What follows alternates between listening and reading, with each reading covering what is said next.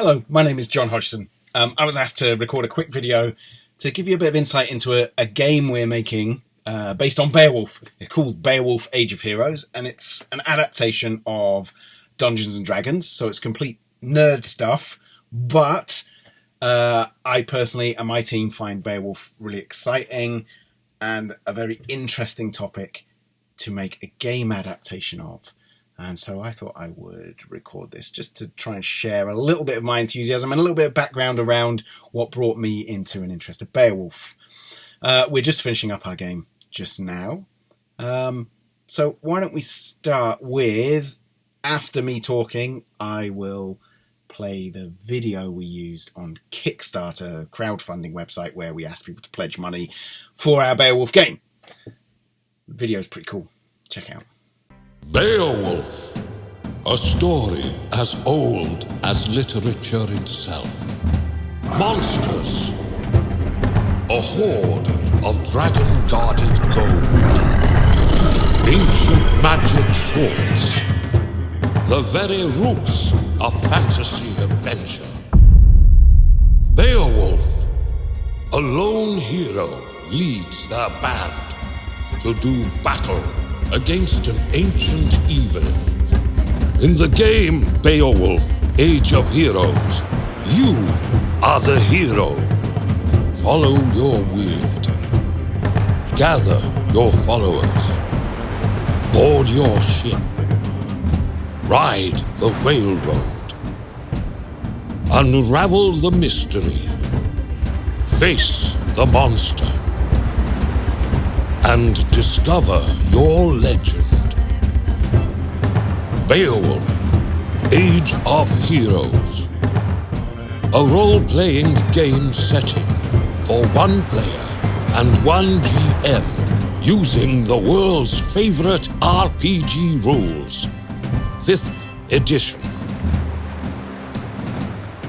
Beowulf, Age of Heroes features special rules for duet play, followers, voyages, the portent, the inspiration pool, dark age combat and equipment, with a unique hero class and 6 subclasses, new setting-specific backgrounds, the new defeated condition, unique setting-based alignments, and introducing downtime player journaling. This hardcover volume features gorgeous art and engaging new rules from an expert 5th edition development team. Beowulf, pledge now and set sail into the Age of Heroes.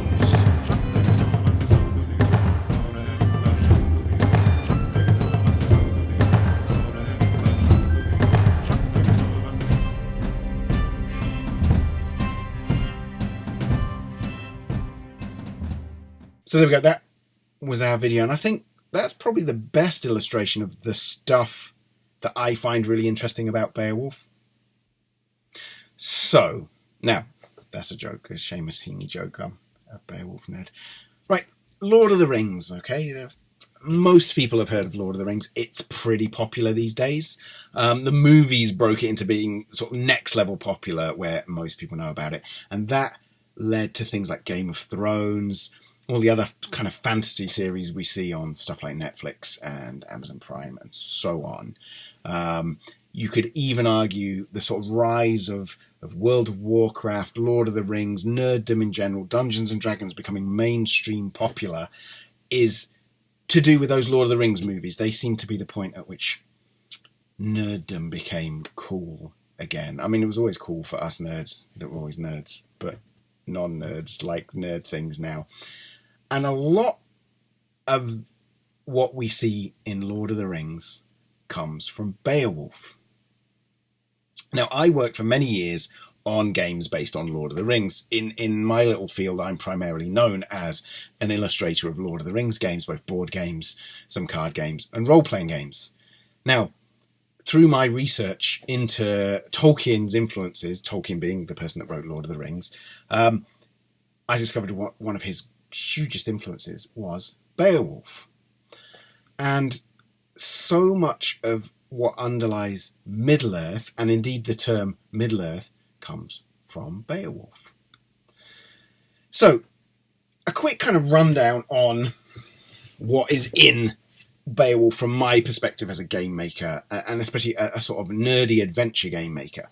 So we've got this dude, Beowulf, who does loads of boasting, he fights a monster, he rips its arm off, and then in a kind of shocking twist that's like totally worthy of a 2020 action movie, it turns out the monster's mother wants a piece of the guy too. You know, it's like this twist where the monster wasn't the big monster, there's the next monster and so on. We see it all the time in movies. But this is from a story, from a poem that's 1,000 years old.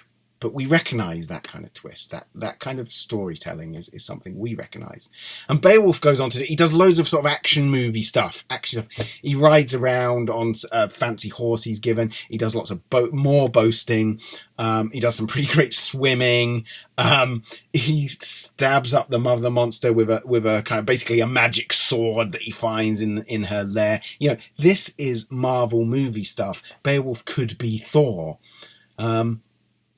And then, after he's done all that stuff, just like Conan in the Conan books, more nerd stuff, you know, written 1,000 years later, Beowulf becomes a king and he has the burdens of kingship. He rules his kingdom, he gets old, and he has one last adventure, fighting a dragon of all things. You know, the real bedrock of Game of Thrones, The Hobbit. He fights a dragon, and this is the first dragon in Western literature. This is the original dragon, and it shows the dragon hasn't really changed.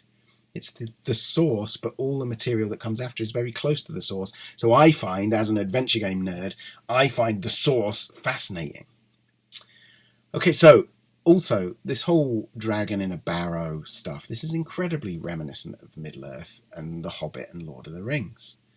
And so the events and some of the themes and tropes we see in Beowulf form the template for almost every fantasy adventure story ever since. Even the ones that, the more recent contemporary fantasy novels that are trying to do something very different to the mainstream norms, they are still in a relationship with Beowulf because they're trying to not be based around tropes from Beowulf. So yeah, it's the source, it's the spring of all of this stuff that I happen to love, and that's why we chose to make a game about Beowulf. And there's some other reasons too, and I'll come back to those. So awesome fantasy adventure is not really why academics and literary scholars like yourself study and like Beowulf, but it's absolutely why I like it and why we made a game about it. It's awesome. But there's loads of other interesting stuff in there that does inform our game from a more scholarly perspective. We can learn loads about the historical period, which doesn't have a lot of written records, and it's a historical period I personally find pretty interesting. There's this human connection as well that spans over 1,000 years, which is this mind-blowing space of time. Even as a Brit, I live in Scotland. Just within walking distance of my house is the place where William Wallace raised his standard before the Battle of Falkirk. I mean, I can more or less see it from my house. I can see Stirling Castle. Although, you know, I'm immersed in this sort of historical stuff, and yet I still find this story from, you know, whenever. We can argue about when it was written down, but, you know, 800, 1000 CE, you know, it's a very old story, and yet I can recognise some of the human issues in it, and that again is really, really cool. There's the idea of a lone hero struggling against the odds, which is great for a role-playing game. Now, most role-playing games require 4 or 5 people. You have a game master that sort of sets the challenges in the game to a group of players. We wanted to use Beowulf as a setting to make a different version where there's just one player and one game master, and Beowulf is really well suited to that as a lone hero. As well, in terms of role-playing games that our company make, Beowulf is really interesting because it's clearly the work of several narrators. This is thanks to Tolkien. We'll talk that we know this. We'll talk some more about this in a minute. But it's an unreliable narrative which seems to contain the work of more than one narrator. We also get the sense that the storyteller is really keen for us to see events that come very clearly from a pagan tradition, but they want us to relate to them in a Christian way. That certain norms that predate the Anglo-Saxon Christian era are being put into perspective through Beowulf. Beowulf is sort of chewing through this conversion to Christianity, and those kind of issues I think make for some really interesting role-playing game opportunities. These different perspectives meeting, either in terms of just conflict or just interesting stories. So I wanted to take a little bit of time as well to talk about the translations we've used and that I have personally found key ones that I find really accessible and really cool. You probably have already studied these. I don't know exactly what you've been looking at, so I'm sorry if this is stuff you've already seen. So the background to that, some translations, especially older translations of Beowulf, let's be honest, they're a bit boring. Some Old English is a delight, especially if you're like a philology word nerd. You know, the language in itself is of interest. But if you're not, and I'm only a little bit interested in that stuff, a lot of the poem can be a bit dull. Sorry, but it is. However, there are 3 translations I'm going to talk about that I think are really worth your time, and for kind of 3 different reasons. So I've got them somewhere here. Yeah, right. First up, J.R. Tolkien. Now, he did a really famous and important translation of Beowulf. It's not actually my favourite, which might surprise some people who maybe get to see this video at some point, because I'm known for having spent years working on Tolkien. This, to me, shows a writer who needs to write Lord of the Rings, but he's starting with Beowulf. Now, Tolkien understood something very important about Beowulf, and that is that it is an adventure story. It's a romantic, meaning, I don't mean like kissing, I mean romantic in terms of romanticized and idealized. And it's about being a hero, fighting monsters, and what matters, if you like. So the imaginary monsters might well stand in for like bad things in life, but the heroism is intended to be very real and very human. And like, yeah, we all face monsters and obstacles and difficulties, and we all have responsibilities and loyalties. And Beowulf, according to Tolkien, in part, was intended to be a story about how to live, how to be good, how the struggle against evil, and the monsters were important.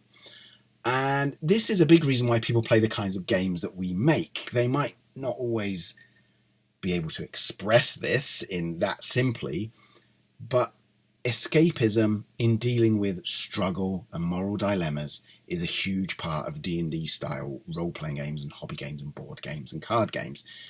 That stuff where you have to choose what you would do if you were in a position, you know, like Beowulf. That's really engaging to a lot of people, and Beowulf provides a really perfect setting for that stuff.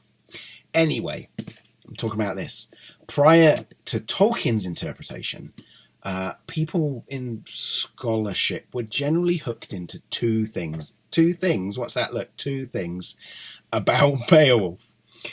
That it was a real history about a real guy, and they wanted to prove loads of stuff about geography and history based on Beowulf, and they worked really hard at this, and somehow the story got lost in the churn, and the monsters in the story were inconvenient.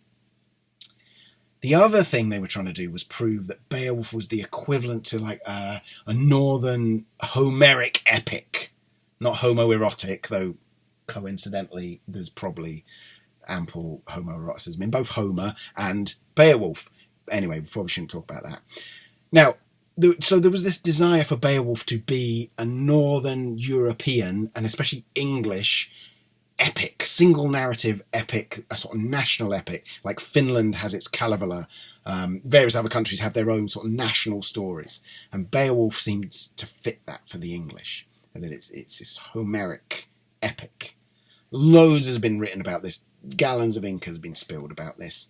But again, trying to provide a Northern European Iliad or Odyssey loses some of the real power and point of the Beowulf story, which Tolkien saw. So his essay, which is in this, who published this? This is the HarperCollins one.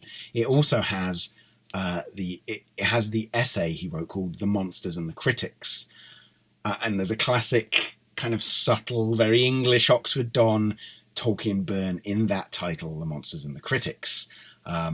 If you want some more of that stuff, go and read his letters to the German translators in the late 30s of The Hobbit. Very, very good stuff. Anyway, his essay reminds us that it is a poem. It's artistic entertainment. It's also a poem made of several different parts fitted together. And by knowing his stuff, his philology, his poetry, his linguistics, Tolkien shows us that Beowulf is the work of several authors. And it's a story that tells us about the attitudes of the age, not just one person. It's not a history. It's a sort of a social thing. It's a cultural work. And he moved the focus back onto the monsters, which were being overlooked in the drive to see this poem, what is a poem, as a sort of record of real history or some kind of national epic, which had to ignore the monsters as sort of a slightly embarrassing piece of fiction that was external to the main point of the poem, which they are not. It's about the monsters in many ways. Anyway, that's pretty exciting. Tolkien's quite dry. It's not my favourite translation of Tolkien. My favourite one, I think, we might have a contender in my third one. The second one, Seamus Heaney's Beowulf. Now, I absolutely love this. I think you have to listen to Heaney reading it to get the full impact. Now, I can't recommend you go to YouTube and find the YouTube videos of him reading it, because they're not, Heaney's family or whatever and his publishers don't get any money from that. You should go and buy the audiobook. I certainly did go and listen to it. It's in 2 parts on YouTube. And then I bought the audiobook because it was so fantastic. So, don't be watching no pirated version, but it's a good way in to spending money on the audiobook. I've got a couple of copies of this in print. I think it's a really, really wonderful piece of work. Seamus Heaney, of course, is a poet. A really, really good poet, which is sort of fatuous to say, but he is an incredible poet. And while it's dangerous to get into this kind of national sort of essentialism, as an Irish poet, he is steeped in a kind of storytelling tradition.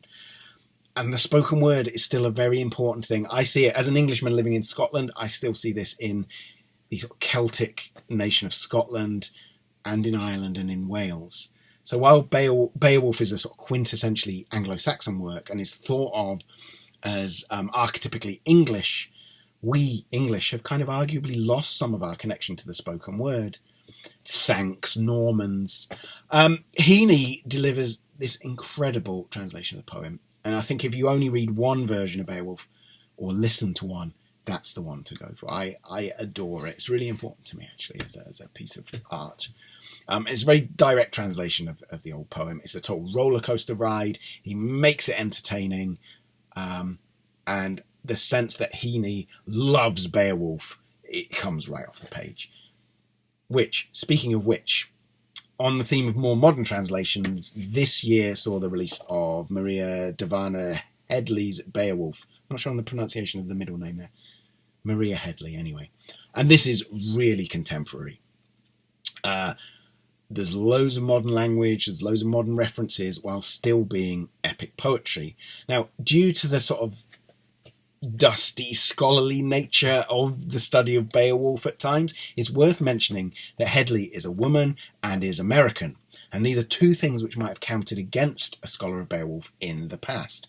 But I think in this translation are absolutely vital and assets to the translation. It's very modern feeling, in that it's got swearing and drinking and kind of gangs and fighting, which is all in the original. That's the beauty of it. All of this stuff that she has brought to it is there in the original. We're just seeing it through modern language in her version, which is fantastic. Now, it mixes a very modern take with some very beautiful traditional poetry. The baby is firmly in the bathwater with this. And it's not sort of novel for novelty's sake. There isn't like the F word appears in this. But it's not in there to be shocking or upset people. It's respectful of the material. And that respect just, again, shines off the page. Headley's introduction. If you can't face reading another version of Beowulf and you haven't read this, just read the introduction. It examines the themes of the text. It's very contemporary. It sees it through a feminist lens. And is, I think, essential reading. if you want to study Beowulf.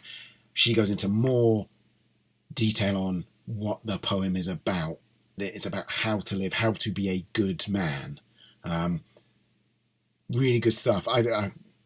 I'm pausing because I don't want to paraphrase her introduction. Read the introduction. What it means to live a meaningful and good life. So it is an adventure story. There's no doubt about that. But Beowulf has a core of moral ideas within it, which makes it meaningful while also having all the exciting nerd stuff about swords and dragons and whatever Grendel is. So all three of these translations have been a huge influence on our game, Beowulf Age of Heroes. Our game, as I've said, different to regular Dungeons and Dragons because it's just for one player and one game master. I don't want to bore you too much talking about nerd games. We've got a website, handiwork.games, if you want to see more of that. What Beowulf has let us done, let me see what else I've got on my desk. So we've made, as part of our game, look at these, we've made like these Anglo-Saxon art-themed metal coins. I get very confused about where my camera is, sorry. Look at those, they're metal, with real plastic gems. But yeah, really beautiful. We also make figures of all the various heroes. We got loads of free stuff you can download to do with Beowulf, handiwork.games, but I'm not here to sell you stuff. So yeah, Beowulf, it's really important to me. It's really exciting. I've not got an end to the video. It's about a world. Beowulf is about a world with a simple moral compass, but in which human frailties and strengths are kind of explored against the backdrop of this moral compass and monsters and exciting fireside tale stuff. But at the heart of it, it's about morality. And that makes it resonant, interesting. The language I find beautiful. It's really cool. We don't have an end. This is it. I haven't got time to do it properly. I don't have a... Read Beowulf. Read this one. Read the Headley translation. It's really good. Thank you.